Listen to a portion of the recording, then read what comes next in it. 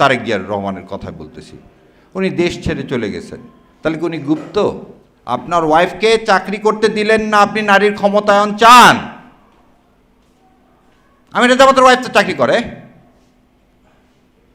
আমিরে জামাতের ওয়াইফ চাকরি করে, মেয়েরা চাকরি করে, আপনি আপনার ওয়াইফকে তো চাকরি করতে দেননি। আপনি নারীর ক্ষমতায়ন চান, আগে ঘর থেকে শুরু করেন। এবার আসেন, আপনি একটা কোম্পানি খুলছিলেন, সে কোম্পানির নাম ছিল কি? White and blue. এই কোম্পানি আপনি বন্ধ করে দিলেন। এই কোম্পানি আপনি 2017 সালে বন্ধ করে দিলেন। তাহলে আপনি কোনো চাকরি করলেন না, ব্যবসা করলেন না, আপনার ওয়াইফ কোনো চাকরি করলো না, আপনি এতদিন ধরে চললেন কিভাবে? কোথায় থেকে টাকা আসলো? আপনি বলতেছেন বাংলাদেশ জামাতে ইসলামের আমিরে জামাত কিভাবে 3,20,000 টাকায় মাসে চলে। আপনি আপনার ভোটের ইয়াতে কি দিচ্ছেন জানেন? আমি দেখাই দিই, বলে দিচ্ছি আপনাকে। আপনি যাকে নেতা নির্বাচন করতেছেন সে বলছে তার মাসিক ইনকাম হচ্ছে, বাৎসরিক ইনকাম একক দশক শতক হাজার লক্ষ 6,76,353 টাকা। 1 পাউন্ড সমান 170 টাকা। 6 লাখকে যদি আপনি 170 টাকায় ভাগ দেন, কত পাউন্ড আসে? 3,000 পাউন্ড। 3,000 পাউন্ডকে আপনি যদি 12 দিয়ে ভাগ দেন, কত আসে? 400 পাউন্ড। 400 পাউন্ড লাগে খালি একটা রেলের টিকিটের দাম। তারপরে খাইলেন কি? বাতাস থেকে? তাহলে আপনি এমন নেতৃত্বকে নির্বাচন করতেছেন যে হলফনামা করে বলে দিচ্ছে অসত্য তথ্য। আপনি এমন নেতৃত্ব তৈরি করতেছেন যে নেতৃত্ব আর এক দলকে বলতেছে নারীর নেতৃত্বায়ন করে না, আর আপনি নিজে নেতৃত্ব বিশ্বাস করেন না। কেন? সমস্যা কি? আর একটা বললেন কি? ধর্ম নিয়ে বাংলাদেশ জামাতে ইসলাম বিশ্বাস করে। 91 ভাগ তাহলে মুসলমান বিশ্বাস করে না ধর্ম? তাহলে 91 ভাগ এদেশের মানুষ মুসলমান না? 91 ভাগ মানুষ এদেশের মুসলমান না? এই রেটরিকগুলো তৈরি করে আপনি কি চাচ্ছেন? ভাগ করতে চাচ্ছেন। গত 17 বছর আওয়ামী লীগ যে রেটরিক তৈরি করে গেছে, মুক্তিযুদ্ধের পক্ষ বিপক্ষ, আপনি এসে তো একই কাজ করতেছেন। তাহলে এই বয়ান কার? এটা কি হাদির স্বপ্ন ছিল? এটা কি 24-এ যারা শহীদ হয়েছে, রক্ত দিয়েছে, যাদের বিনিময়ে আজকে আমরা একটা নির্বাচন করতে যাচ্ছি, তাদের স্বপ্ন কি এটা ছিল? তাদের স্বপ্ন তো এটা ছিল না। তাহলে এই স্বপ্নকে সত্য করতে গেলে আপনাকে কি করতে হবে? আরও একটা জিনিস দেখেন, মানে এই কথাগুলো বলি যে ওই ভাই চলে গেলেন, উনি বলে গেলেন না দুইটা কথা। আপনি 45 জন ঋণ খেলাপিকে নমিনেশন দিয়েছেন, তার মধ্যে 7 জন আর হাতে আছে 5,000 কোটি টাকা। 7 জন লোকের আছে কত হাজার কোটি টাকা? 5,000 কোটি টাকা। তারা এই টাকাটা কার? পাবলিকের টাকা। আজকে 3 জনার বলছে নির্বাচিত হলেও তাদের নমিনেশন ফলাফল কি করে স্থগিত রাখা হবে যতক্ষণ মামলা শেষ না হবে। কি কারণে জানেন? একজন 2200 কোটি টাকা নিয়ে বসে আছে, 1 টাকাও ব্যাংকে দেয়নি। তো লোকের টাকা যার না দেওয়ার স্বভাব, তাকে আপনি কি ওই সংসদে পাঠাবেন আপনার পবিত্র আমানত হিসাবে? আমি এই কথাগুলোতে সবগুলো বলতেছি ডকুমেন্ট থেকে, কোনটা তো নিজের কথা বলতেছি না। শিক্ষক জাতির মেরুদণ্ড, তাই বলি না যে বাবা মার পরে আদর্শ চরিত্রবান কে হবে? শিক্ষক। গতকাল এক টকশোতে গেছি, টকশোতে যে এক ভদ্রমহিলা আছেন, নাম নাই বললাম, জাহাঙ্গীরনগর ইউনিভার্সিটি টিচার, বললেন কি ধাম করে জামাতে ইসলাম 5% নারী সমর্থনের যে দাবি তার হচ্ছে বিরোধিতা করছে। আমি সঙ্গে সঙ্গে প্রতিবাদ করলাম, উনি বলল না, আমি ওনাকে দেখালাম। একজন শিক্ষক যদি মানে অপতথ্য ছড়ায়, তাহলে সেই জাতির আর ভাগ্যে কি আছে? ছাত্র তো শিক্ষককে ফলো করবে। তো যে শিক্ষক জেনে শুনে জাতি কোনো একটা দলকে পারপাস করার জন্য কি করতেছে? সার্ভ করতেছে, তাহলে কি করবেন আপনি সে জাতির? মারামারি তো অনেক দূরে।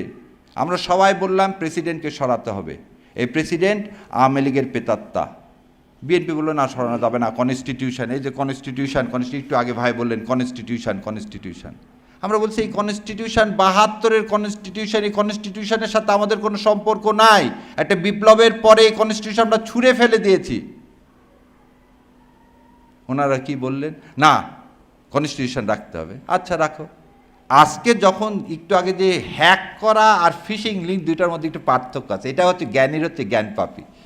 ফিশিং লিঙ্ক মানে কি জানেন, আপনাকে একটা ইমেল দেওয়া হবে, সেই ইমেলটা যদি খুলছেন আপনি বুঝতে পারবেন না, আপনার ফোনের মধ্যে আর একজন কী হয়ে যাচ্ছে, আর অ্যাক্সেস দেওয়া হয়ে গেল আপনাকে। সে তখন আপনার ওখান থেকে যা ইচ্ছা তাই করতে পারবে। এটাকে বলা হয় ফিশিং লিঙ্ক। আর হ্যাক করা মানে আমার ফোন ইন্ডিয়া থেকে হ্যাক করছে, আমি সারাদিন চালাতে পারিনি, দ্যাট ইজ কল হ্যাক। তখন আমার ইমেলে আসছে তোমার এখানে এইটা লক করার চেষ্টা করা হচ্ছে। ওই যে 2 টাইম বলেন আর 3 টাইম বলেন। কালকে সময় টিভিতে আমাকে বলতেছিল যে কীভাবে এত তাড়াতাড়ি হলো। সময় টিভি নিজের ইউটিউব ব্লক হয়ে গেছিলো, 10 মিনিটের মধ্যে রিকভারি করছে। আর ওখানে উপস্থাপক সুন্দর মতো ওটা চেপে যে। তার মানে কি, ইসলামের পক্ষে আপনি মিডিয়া, ইসলামের পক্ষে শিক্ষক, ইসলামের পক্ষে রাজনীতিবিদ, ইসলামের বিপক্ষে কে, পুরা ইনস্টিটিউশন। একজন রাষ্ট্রপতির ওখান থেকে একজন লোক কীভাবে ফিশিং লিঙ্ক তার ইমেল থেকে পাঠায়। এবার আর একটা দেখো অপতথ্য, একটু আগে যে বড় ভাই বলে, উনি তো ডাক্তার মানুষ, বললেন আওয়ামী লীগ আর যাই করুক জিয়াউর রহমানকে নিয়ে কোনো বাজে কথা বলেননি। এই কনস্টিটিউশনের মধ্যে বলে দিছে, জাতির পিতা, আমি পড়ে দিচ্ছি ৭৭ নম্বর পাতায়, জাতির পিতা বঙ্গবন্ধু শেখ মুজিবুর রহমান স্বাধীনতার ঘোষণা, পঞ্চদশ সংশোধনীর মাধ্যমে। হঠাৎ করে তাদের কাছে আওয়ামী লীগ ভালো হয়ে গেল, জামাত ছাড়া। আর জামাত ইসলাম কি বলছে, রিভল্ট করা মানে কি? কর্নেল ওলি বলছে যে আমি প্রথম হচ্ছে রিভল্ট করছি, জনসভায় বললেন। রিভল্ট আর স্বাধীনতার ঘোষণা এক। একজন বলছিল স্বাধীনতা মানে শেখ মুজিব, এখন আপনার নতুন আর এক ইয়া নিয়ে আসছেন, দুদিন পর শুনতে পারবো স্বাধীনতা মানে আর একজন। এই তথ্য সন্ত্রাস করে আপনি চাচ্ছেন কি নির্বাচনটাকে বিঘ্ন করতে। এবং কেন আমার মা বোনকে আপনি আক্রমণ করতে চাচ্ছেন? কেন আক্রমণ করতে চাচ্ছেন? মা বোনকে আক্রমণ করতে চাচ্ছেন আপনি এই কারণে, যখন দেখলেন আপনি আপনার সমর্থন বাংলাদেশ জামাত ইসলামের বেশি। সো আপনাকে যদি ভালো ইলেকশন করতে হয় ভাই, তাহলে প্রথম সহনশীলতা, বয়ান তৈরি করা বন্ধ করেন, সহনশীল হন। বাংলাদেশ জামাত ইসলাম কোনো বয়ান তৈরি করেনি। আর আপনার একদিকে একটু আগে বললেন না 4 দলীয় জোটের, যেমন বলতেছে মেয়েদের প্রার্থী, আপনারা আপনাদের জোটে মেয়ে প্রার্থী দিয়েছেন, জামাত ইসলাম জোটেও মেয়ে প্রার্থী দিয়েছেন। হঠাৎ করে কেন আপনাদের মনে হলো যে জামাত ইসলাম মেয়ে প্রার্থী দেয়নি? এনসিপির মেয়েরা তাহলে মেয়ে না? জোটবদ্ধ হয়ে তো রাজনীতি এবারে হচ্ছে ভোট, তাহলে 11 দলীয় জোট কি মেয়ে প্রার্থী দেয়নি? এই মিথ্যাচারের ইয়াটা কি? শেরপুর বললেন কি সামনে বসা নিয়ে। আচ্ছা ধরে নিলাম জামাতের সবাই খারাপ, সামনে এসে টুপি পরে বসে যায়, তুমি পিছনে বসলে কি সমস্যা? তোমাকে ফজরের নামাজ পড়তে মানা করছে কে? ফজরের নামাজ পড়ে আসনি কেন? ও আমি ফজরের নামাজ পড়ে আসবো, এটা আমার অপরাধ। আমি ঘুম থেকে উঠবো 12টার সময়, তারপরে আমি আসবো ওখানে, আর আমার জন্য জায়গা ছেড়ে দিতে হবে। কিছু কিছু মসজিদে দেখতাম যায় নামাজ ফেলে দেওয়া থাকে। আমি একদিন এক যায় নামাজ ফেলে দিয়েছিলাম।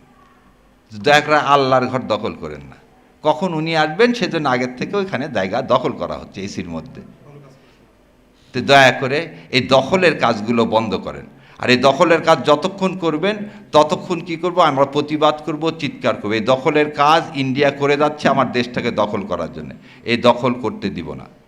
সো আপনাদেরকে এর চেয়ে আর বেশি কিছু বলার কিছু নাই। প্রথম জিনিসই বলে দিলাম, আমি আর আমার আমিরে জামাত নিয়ে যে ফিশিং লিঙ্ক নিয়ে কথা, এগুলো কারা করছে, কে কোন নোংরামো করে আর যাই হোক, নির্বাচনে ভালো করতে পারবেন না। আর বারবার বলে দিছি, নির্বাচনের না, সব কিছুর ফয়সালা আল্লাহর হাতে, আমাকে কাজ করতে হবে। আর জান্নাতে কে যেতে চায় না জানি না, টিকিট বিক্রি হচ্ছে আমি জানি না, আমার পকেটে এখনও নাই, কেউ থাকলে দিয়ে দেবেন, কিন্তু আমি জান্নাতে যেতে চাই। সারা বছর ধরে নামাজ পড়বো, আল্লাহ দাদা বলছে তাই মেনে চলবো, জান্নাত পাবো এই আশা করেই জীবনের শেষ দিন পর্যন্ত বেঁচে থাকতে চাই। আর যে করতে চায় না সেটা তার ব্যাপার। আর এইভাবে রাগ করে একটা অনুষ্ঠানে এইভাবে বলা উচিত না কার বাবা কি, এটা শিষ্টাচার না, এটা শিষ্টাচার না, এবং বলে চলে যেতে হয়। আর এনসিপির যে ভাই বোনেরা রক্ত দিছেন, আমাদের হাদির গায়ে ময়লা পানি দিছে, তারপর বলছে আরও পানি দাও, কোনো সমস্যা নেই। সো আল্লাহ আমাদের সবাইকে ধৈর্য দেওয়ার তৌফিক এনায়েত করুক, সৎ বোঝার তৌফিক এনায়েত করুক। আর সৎ পথে থাকলে ইনশাল্লাহ এই ইলেকশনে যে আসবে তাকে বাধা দেব, বসে কিন্তু থাকবো না, লুট করতে আসবা বাধা দেবো, যেখানেই দেখবো সেখানে প্রতিহত করব, কারণ ভারতের আধিপত্যবাদ মেনে নিব না। এই জন্যই বলা হচ্ছে এবারের সংগ্রাম আমাদের আজাদির সংগ্রাম। এই নির্বাচন হচ্ছে আজাদি, এই হাঁ ভোটটা হচ্ছে আজাদি, না মানে গোলামি। আপনি আজাদি চান না গোলামি চান? আমরা আজাদির পক্ষে। আল্লাহ হাফেজ। আসসালামু আলাইকুম রহমতুল্লাহ বারকাতু। ইনকলাব জিন্দাবাদ। ধন্যবাদ ভাইকে। এই পর্যায়ে আমাদের কারণ শাহরিয়ার ভাইয়ের বক্তব্যের পরে কিছু আর বলার থাকে না আসলে, এবং শ্রোতার ধৈর্যেরও মনে হয় চ্যুতি ঘটবে আমার কথা শোনার ক্ষেত্রে। একটা মনোবেদনা নিয়ে আজকে আসলে এই অনুষ্ঠানে এসেছি। আর তো মাত্র নির্বাচনের কয়েকদিন বাকি। তো এই নির্বাচনটা হওয়ার দরকার ছিল। আগে প্রাতিষ্ঠানিক সংস্কারগুলো, জুলাই বিপ্লবের যে আকাঙ্ক্ষা, সেই আকাঙ্ক্ষার নিরিখে প্রাতিষ্ঠানিক সংস্কারগুলো করে তারপরে এই নির্বাচনটা। এবং একটা পর্যায়ে এমন একটা পরিস্থিতি তৈরি হলো, যারা এই কথাটা বলল তাকে সন্দেহের চোখে দেখা হলো, এবং প্রফেসর ইউনূসের সরকারকেই একটা পর্যায়ে সন্দেহের চোখে দেখা হলো, যে মনে হয় প্রফেসর ইউনূস ক্ষমতায় দীর্ঘদিন থাকতে চাচ্ছেন, দীর্ঘায়িত করতে চাচ্ছেন। আসলে একজন লোভী মানুষ কিন্তু একজন সৎ মানুষকেও লোভী মনে করে। আমি এখন থেকে বেশ কয়েক মাস আগে একজন ইউনাইটেড নেশনসের ঊর্ধ্বতন কর্মকর্তার সঙ্গে কথা বলছিলাম। যখন বাংলাদেশ পরিস্থিতি নিয়ে আলোচনা করছিলাম, তখন একটা পর্যায়ে বললেন যে তোমার দেশের জন্য আমি যদি কল্যাণ কামনা করি, তাহলে একটা জিনিস আমি আল্লাহ তাআলার কাছে কামনা করি, মানে গডের কাছে উনি বললেন। সেটা হলো, উনি বললেন যে তোমাদের যে সিনিয়র জেনারেশনটা আছে, এই জেনারেশনটা তাড়াতাড়ি মারা যাক, এদের মৃত্যু কামনা করি আমি। কারণ এরা তোমাদের যে ছাত্ররা যারা জুলাই বিপ্লব করে তোমাদেরকে মুক্ত করে দিয়েছে, এদের শত্রু হিসেবে এরা আবির্ভূত হতে যাচ্ছে, এবং এদের কল্যাণ কামনা এরা করে না। যে মুহূর্তে আমি কথা বলছি, এই মুহূর্তেও আমাদের সন্তানেরা অনেকেই, গতকালকেই একটা ভিডিও চোখে পড়ল, একজন জুলাই যোদ্ধা, 18 কি 19 কি 20 কি 22 বছর বয়স, তীব্র যন্ত্রণায় কাতরাচ্ছে। একটা কৃত্রিম পা সংযুক্ত করা হয়েছে, শরীরে ব্যথা হচ্ছে, তীব্র যন্ত্রণায় কাতরাচ্ছে। দেখে নিজেই কিছুক্ষণ কাঁদলাম। 400 তো ডকুমেন্টেড, এবং আনডকুমেন্টেড আরও বেশি হবে, যে আমাদের সন্তানেরা চোখের আলো হারিয়েছে, চিরতরে চোখের আলো নিভে গেছে, এখন আর তারা দেখে না। আমাদের সন্তানদের অনেকের হাত নেই, পা নেই। টকবগে একটা তরুণ ছিল, সে সামনে ছিল অনেক স্বপ্ন। নিজের জীবনটাকে এইভাবে এক প্রকার ধ্বংস করে দিয়েছে তারা, শুধুমাত্র আমাদেরকে একটু মুক্ত করে দিতে, সেখান থেকে মুক্ত করে দিতে, সেই বাংলাদেশ থেকে, যে বাংলাদেশে একটা ফেসবুকে লাইক দেওয়ার কারণে একজনকে জেলে যেতে হয়।